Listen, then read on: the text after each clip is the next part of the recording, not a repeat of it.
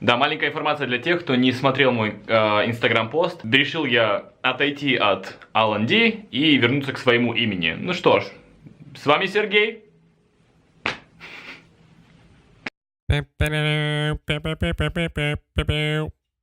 Всем привет, с вами я, Сергей. За последнее время мне приходило очень много сообщений с разного рода вопросами относительно Китая. Жизни в Китае, работы в Китае. Поначалу мне было не так-то уже сложно, в принципе, написать большое, подробное сообщение и рассказать, что да как. Потом свободного времени, чтобы отвечать на сообщения, стало меньше. В общем, получаться отвечать стало реже. Ну, как говорит Ольга Бузова. А вопросы без ответов. Поэтому сегодняшнее видео я решил посвятить тем людям, кому интересно, как же все-таки решиться и поехать в Китай. Ну что ж, поехали. Так, первый вопрос, который мне задают очень часто. Как там с языком? Надо ли знать китайский, чтобы было легче жить? Скажу честно, неплохо бы. Все-таки знание местного языка облегчит вам жизнь во многих различных жизненных ситуациях. 大家过年好，我来自俄罗斯，今年7岁，我的中文名字叫叶伟国，俄罗斯名字叫 Гордей Колесов.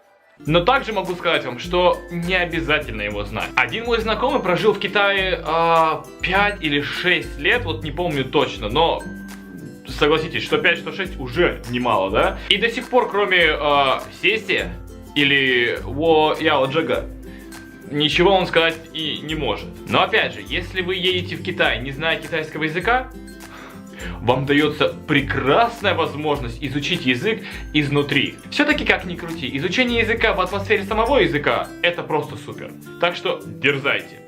Вперед. Вопрос номер 2. Надо ли с собой брать деньги и сколько денег желательно с собой брать? Ну скажите мне честно, если вы планируете ехать жить и работать в Китае, да и вообще в другой любой стране, нужны ли вам деньги? Конечно, нужны. Главное, для начала проверьте курс юаня. Проверьте все местные банки, сравните, где самое выгодное предложение и обменивайте деньги. И будьте готовы как минимум 2-3 тысячи иметь на руках. И это только на расходы типа транспорт, питание, бытовые вещи. По ценам тут мне сложно говорить, так как в разных городах и провинциях разные ценовые категории. И как бы я сравнивать пока не могу.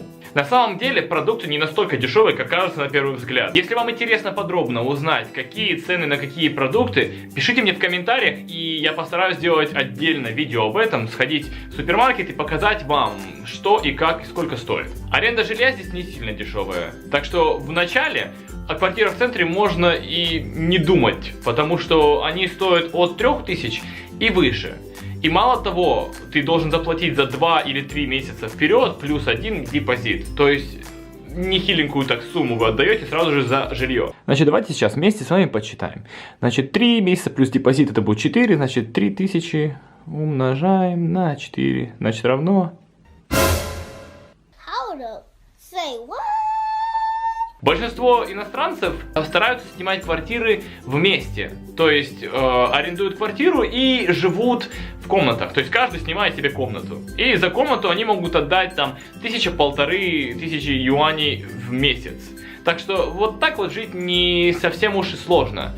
И если вы любитель компании, любитель пожить с кем-то и завести новых друзей, можете смело так и делать. How you doing? Также не стоит отчаиваться, так как многие компании, которые предлагают вам работу, они также могут предоставить вам жилье, за которое вам не нужно платить. Вам необходимо только платить за воду, электричество и интернет. Мне кажется, это будет вот просто самый шикарный вариант, который у вас может появиться. Говоря о трудоустройстве, переходим сразу к следующему вопросу. Вопрос номер 3. А как с работой обстоят дела? И как вообще найти работу? Насчет работы скажу так, есть несколько вариантов. Первый вариант. Если вы хорошо знаете китайский язык. Если вы хорошо знаете китайский язык, вы можете найти работу в качестве переводчика, фриланс или в компанию устроиться и переводить русских китайцам, китайцев русским, настраивать связи, рабочие связи, перевозить какую-нибудь транспорт, технику. Это сейчас очень актуально. Это отлично. Вариант номер 2, если вы знаете и китайский, и английский. Если вы знаете китайский и английский, то это самый просто шикарный вариант. Потому что вы можете работать как переводчиком с английского на русский, с английского на китайский, китайского на русский. Все переводить вы можете. Соответственно, вы можете работать переводчиком в больших компаниях и получать больше за это деньги. То есть, как вы понимаете, профессионал, знающий 2 или 3 языка, ценится выше, да? Да и вообще, если вы знаете английский с китайским языком, то кроме работы переводчиком, вы также можете получить работу в офисе, ассистентом, менеджером. То есть, на самом деле, у вас здесь будет большой выбор, потому что иностранные кадры в Китае ценятся высоко. Также вариант номер 3, если вы знаете просто английский язык. Здесь опять же есть разного рода уже варианты. То есть, как многие делают, либо многие отправляются в Китай и работают в сфере entertainment, развлечения, да, то есть это вот модели, танцоры, преподаватели танцев, танцоры в клубах и певцы, музыканты. То есть у меня много знакомых вот так уже поехало в принципе в Китай работать в развлекательной сфере. И судя по их фотографиям, Инстаграму и ВКонтакте, все у них в принципе хорошо. Поэтому можете тоже, да, ехать так. Только перед тем, как ехать на работу в данной сфере, постарайтесь найти работу среди проверенных лиц или проверенных компаний, потому что на самом деле много компаний, бывает, обманывают и бросают вас уже, когда вы находитесь в Китае. Поэтому подстрахуйте себя заранее перед выездом. Пожалуйста, будьте аккуратны. Еще как одна из опций вы можете преподавать английский язык в Китае. Для этого вам необходимо знать язык на уровне Upper Intermediate или Advanced.